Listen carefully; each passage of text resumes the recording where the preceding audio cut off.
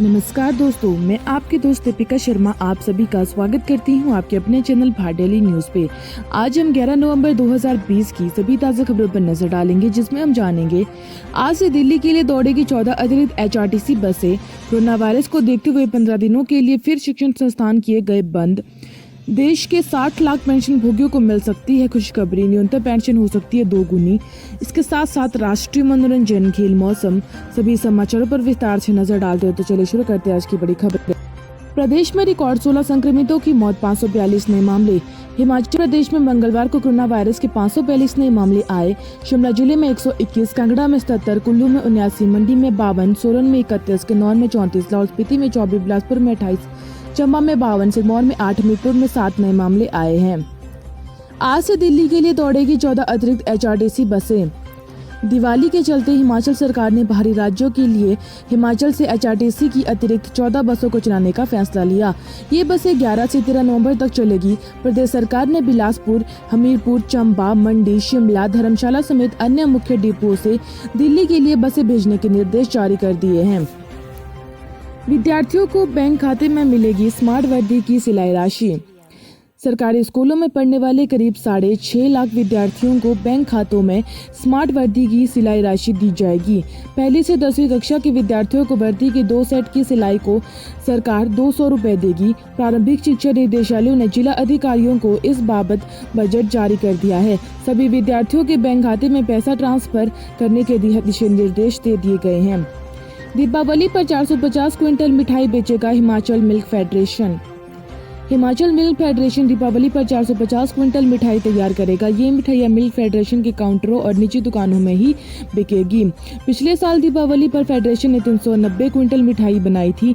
तैयार मिठाइयाँ बाजार में बिकने लगी है और मिल्क फेडरेशन पिछले कई साल से दीपावली के लिए विशेष तौर पर उपभोक्ताओं की तरह तरह की मिठाइयाँ बनाने के लिए तैयार रहती है। कोरोना वायरस के बढ़ते मामलों को देखते हुए 15 दिन के लिए फिर शिक्षण संस्थान किए गए बंद। हिमाचल प्रदेश में शैक्षणिक संस्थान 15 दिन तक बंद रहेंगे। कैबिनेट ने वर्तमान कोविड-19 परिस्थितियों के मद्देनजर सभी सरकारी, निजी स्कूल, कॉलेजों, औद्योगिक प्रशिक्षण संस्थानों, पॉलिटेक्निक, इंजीनियरिंग कॉलेजों, कोचिंग संस्थानों को 11 से 25 नवंबर तक बंद करने का निर्णय लिया। इस दौरान विद्यार्थियों के साथ शिक्षक, गैर शिक्षक भी शिक्षण संस्थानों में नहीं आएंगे। विशेष छुट्टियों के चलते ऑनलाइन पढ़ाई भी बंद रहेगी। अभी तक 87 विद्यार्थी और 215 शिक्षक कोरोना पॉजिटिव हो चुके हैं। आपको बता दें कि विशेष अवकाश के बाद दिसंबर में होगी सेकंड टर्म की परीक्षाएं। प्रदेश में सरकारी स्कूलों में 25 दिसंबर को विशेष अवकाश होने के बाद दिसंबर में पहले सप्ताह में सेकंड टर्म की परीक्षाएं शुरू होगी। 15 दिसंबर से पहले सरकारी स्कूलों में शिक्षा विभाग परीक्षा की प्रक्रिया पूरा करेगा। दबाव में सरकार, नए बिजली कनेक्शनों पर पुरानी सिक्योरिटी राशि ही लेने की तैयारी। हिमाचल में नए बिजली कनेक्शनों पर बढ़ाई गई कई गुना सिक्योरिटी राशि को सरकार वापस लेने की तैयारी में है। दरअसल प्रदेश भर में हो रहे विरोध के बाद दबाव में आई सरकार पुराने रेट भी बहाल करेगी। नए रेट लागू नहीं करने को सरकार हाईकोर्ट में स्टे लेगी।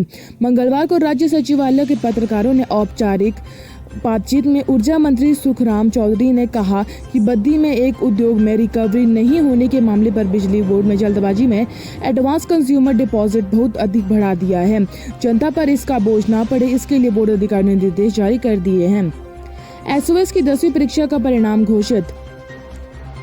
स्कूल शिक्षा बोर्ड की ओर से संचालित की गई राज्य मुक्त विद्यालय के अंतर्गत 10वीं कक्षा की परीक्षा का परिणाम घोषित कर दिया गया है। अध्यक्ष डॉक्टर सुरेश कुमार सोनी ने कहा कि कुल 23,412 परीक्षार्थियों ने परीक्षा दी, जिसमें से 11,953 परीक्षार्थी उत्तीर्ण हुए और 10,588 परीक्षार्थियों का परिणाम रीअपेयर रहा। कोरोना मरीजों में IGMC शिमला का आइसोलेशन वार्ड पैक हुआ। Indira Gandhi medical college IGMC शिक्षा की आइसोलेशन वार्ड कोरोना मरीजों से भर चुका है। अस्पताल में स्थिति यह बन गई है कि अब किसी भी मरीज को दाखिला नहीं दिया जा सकता। अस्पताल में 82 बिस्तर कोविड-19 मरीजों से भर चुके हैं। इसके बाद अब किसी भी मरीज के दाखिल होने की गुंजाइश डॉक्टरों के पास नहीं है। अब अस्पताल प्रबंधन ने अन्य मेडिकल कॉलेजों के अलावा जिले भर में कोरोना पॉजिटिव मरीजों को बेवजह रेफर न करने का आग्रह किया। तो वहीं बात करें राष्ट्रीय समाचार की। नवंबर में प्रदूषण का टूटा 4 साल का पुराना रिकॉर्ड, एयर इंडेक्स पहुंचा 400 के पार। बिहार में 223 सीटों के चुनाव परिणाम घोषित, बाकी रिजल्ट जल्द घोषित होंगे।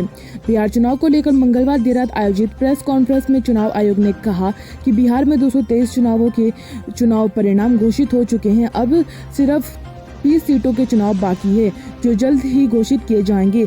संभवतः 1 घंटे में परिणाम घोषित किए जाएंगे। उपचुनाव आयुक्त चंद्रभूषण कुमार ने कहा कि 5 बूथों के वीवीपैट जिन्हें मतगणना के लिए दिया जाना है, उन पर अभ्यास चल रहा है। ईवीएम से कोई छेड़छाड़ नहीं हो सकती है। चुनाव आयोग ईवीएम की विश्वसनीयता के संबंध पर कुछ नेताओं द्वारा सवाल उठाए जाने के बीच चुनाव आयोग ने मंगलवार को इस बात पर जोर दिया कि यह मशीन है, पूरी तरह मजबूत है और इसे कोई भी छेड़खानी नहीं हो सकती है। दरअसल बिहार चुनाव के रुझानों में महागठबंधन के पिछड़ते के बाद कांग्रेस नेता उदित राज ने मंगलवार को इलेक्ट्रॉनिक वोटिंग मशीन ईवीएम की विश्वसनीयता पर सवाल खड़े करते हुए कहा कि जब उपग्रह को धरती से नियंत्रित किया जा सकता है तो फिर ईवीएम है क्यों नहीं हो सकती। देश के 60 लाख पेंशन भोगियों को मिल सकती है खुशखबरी, न्यूनतम पेंशन हो सकती है दोगुनी।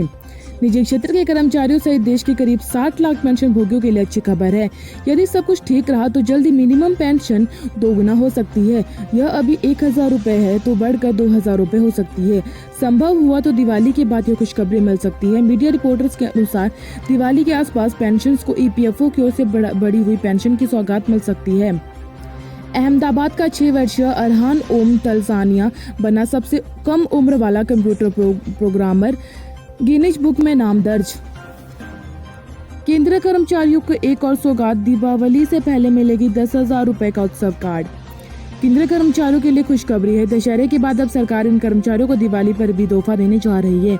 इस क्रम में ताज़ा खबर यह है कि अब दिवाली से पहले इन्हें केंद्र सरकार की ओर से 10,000 रुपए की उत्सव रुपए कार्ड दिया जाएगा। तो वहीं बात करें खेल समाचार की। मुंबई 5वीं बार आईपीएल चैंपियन। मुंबई पहली बार चेज पर कर जीती। 160 से कम रन बनाकर फाइनल हारने वाली दिल्ली पहले टीम।